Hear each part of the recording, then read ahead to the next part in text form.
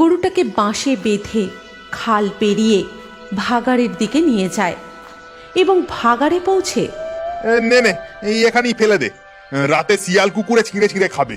কিরে গোপে, যাত্রাপালা কেমন লাগলো বল? খুব ভালো লেগেছে কাকা, কিন্তু সীতামা কি সত্যি সত্যি আগুনের উপর দিয়ে হাঁটছিল? আর হনুমান অত বড় পাহাড়টা কি করে তুলে আনলো? আরে পাগল, ওসব তো অভিনয়। বড় হ, তখন বুঝবি। এখন তাড়াতাড়ি পা চালা দেখি, খাল পেরিয়ে ভাগার টপকে যেতে হবে, অনেকটা পথ। আর তাছাড়া অনেক রাত হয়েছে, তাড়াতাড়ি চল। ঠিক তখনই পিছন থেকে একটা বাছুরের ডাক শোনা যায়।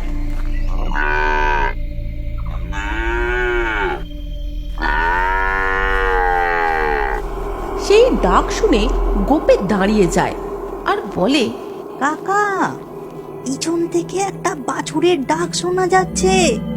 চলো না, ওকে আমরা ধরে বাড়িতে নিয়ে যাই, আমাদের গরুগুলোর সঙ্গে ওকে রেখে দেবো। আহা, তুই থামলি কেন? খবরদার, একদম পিছন ফিরে তাকাবি না। তুই তাড়াতাড়ি পা চালা। তারপর তারা দুজনে আবার হাঁটতে শুরু করে।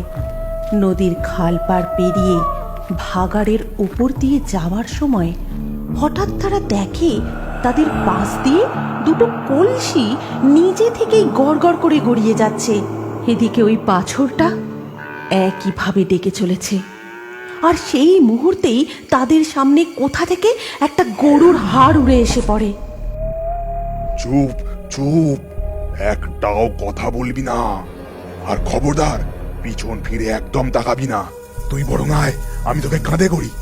তারপর তার কাকা গোপীকে কাঁধে তুলে নিয়ে তাড়াতাড়ি পা চালিয়ে বাড়ি চলে যায়। আর বাড়ি ফেরার পর বিছানায় শুয়ে গোপী তার কাকাকে জিজ্ঞাসা করে, ও কাকা, কাকা, তখন ওসব কি হচ্ছিল? আর ওই বাছুরটাই বা কাদের? আমাদের পিছন পিছন আসছিল, তারপর তো দেখতে পেলাম না। ওটা কি ছিল জানিস? ওটা ছিল গোভূত।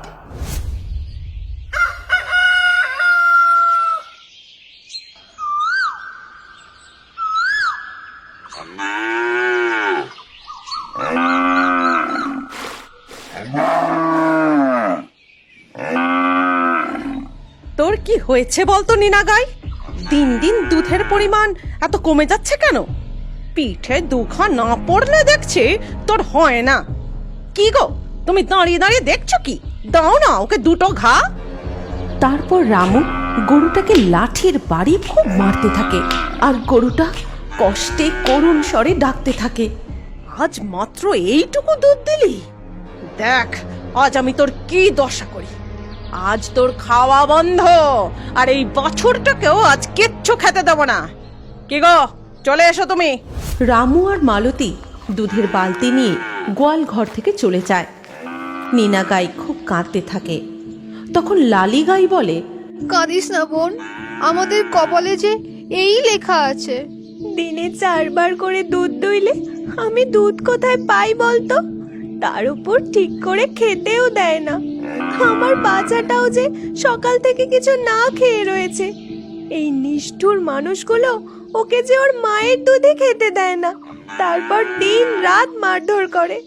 এইভাবে চলতে থাকলে তো এভাবে দিনের পর দিন চলতে থাকে। রামু আর মালতী গরুগুলোর উপর সারা দিন খুব অত্যাচার করতে থাকে।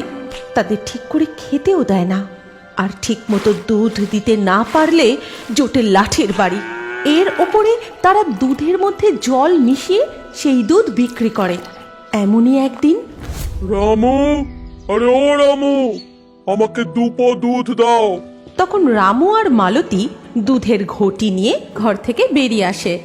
শোনো ঠাকুরপো, পরের মাস থেকে কিন্তু দুধের দাম আরো 5 টাকা করে বাড়বে। সে কি গো বৌদি, একেবারে 5 টাকা? তাছাড়া দিন দিন দুধের পরিমাণ তো পাতলা হয়েই চলেছে। তোমরা কি দুধে জল মেশাচ্ছ নাকি বলো তো?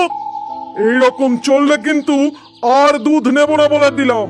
হ্যাঁ গো পঞ্চা কাকা, আমার মাও বলছিল দুধ খেয়ে তো ভাইয়ের পেটই ভরছে না।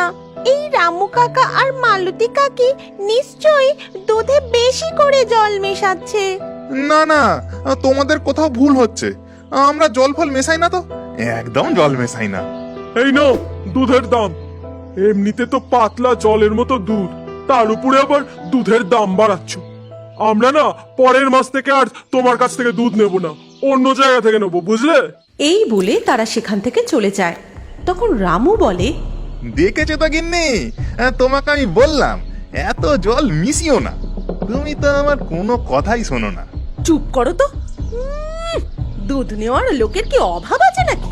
কাল থেকে তুমি শহরে গিয়ে দুধ বিক্রি করবে। আর এই সমস্ত কিছু হয়েছে ওই গরুগুলোর জন্য। আজ তো এদের আমি মেরেই ফেলবো। সাথে সাথেই মালতী একটা লাঠি তুলে নিয়ে গরুগুলোকে খুব মারতে থাকে। তার সমস্ত রাগ গিয়ে পড়ে গরুগুলোর ওপর।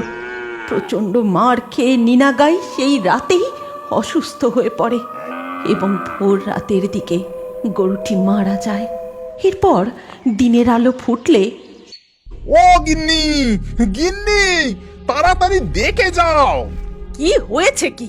সাত সকালে এমন চেঁচিয়ে বাড়ি মাথায় করছো কেন? এই দেখো, গরুটা মনে হচ্ছে মরে গেছে। কালকে তুমি ওদেরকে অত না মারলেও পারতে।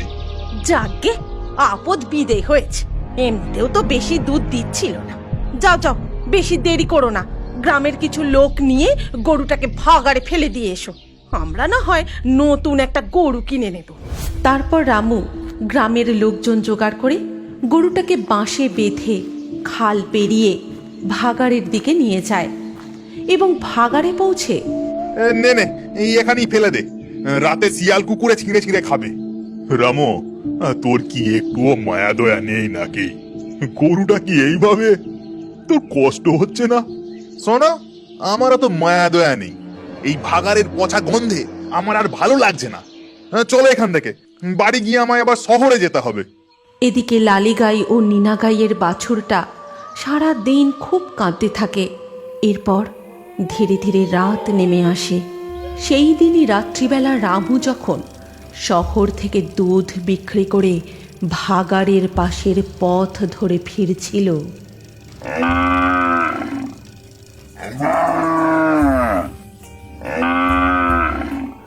ও বাবা, এত রাতে ভাগাড়ে আবার গরু কোথা থেকে ডাকছে? রামু একটু এদিক ওদিক তাকাতেই দেখতে পায় একটা গাছের নিচে কালো মতো কি যেন একটা দাঁড়িয়ে আছে। আরে, ওই তো গরুটা। বাবা, এ তো পুরো সোনাই সোহাগা। আর গরু কে জানে, রাত্রেবেলা মনে হয় পালিয়ে এসেছে। যাই, আমি এটাকে ধরে নিয়ে বাড়ি যাই। আমাকে আর পয়সা খরচা করে নতুন গরু কিনতে হলো না। রামু সেই গরুটাকে সঙ্গে করে নিয়ে বাড়ি চলে আসে।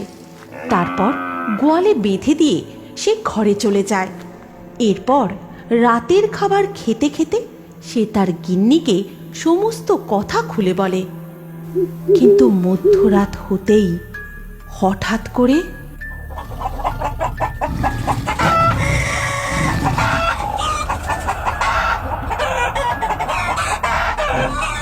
গিন্নি, শুনছো? ও গিন্নি, কি ব্যাপার বলো তো গিন্নি? মুরগিগুলো এরম ভাবে ডাকছে কেন? ওরা নিজেদের মধ্যে ঝগড়া করছে মনে হয়। তুমি ঘুমো তো, কাল সকালে উঠে দেখা যাবে খন। পরের দিন সকালে উঠে তারা দেখে খামারে আর একটাও মুরগি নেই। শুধু এদিকে ওদিকে ছড়িয়ে পড়ে আছে অজস্র মুরগির পালক, আর জায়গাটা রক্তে ভেসে যাচ্ছে। হায় হায় হায়, এ কি সর্বনাশ হলো গো! আমাদের সব কটা মুরগিকে যে বামে খেয়ে গেছে। সেই দিনই সন্ধেবেলা রামু আর মালতী যখন দুধ দুইতে যায়, গিয়ে দেখে বাছুরটা লালিগাইয়ের দুধ খাচ্ছে। এই দেখে তো রামু আর মালতী খুব রেগে যায়। রামু যেই লাঠিটা তুলে নিয়ে বাছুরটাকে মারতে যাবে, অমনি ওই কালো গরুটা রামুকে এক লাথি মেরে ফেলে দেয়। ওরে বাপরে!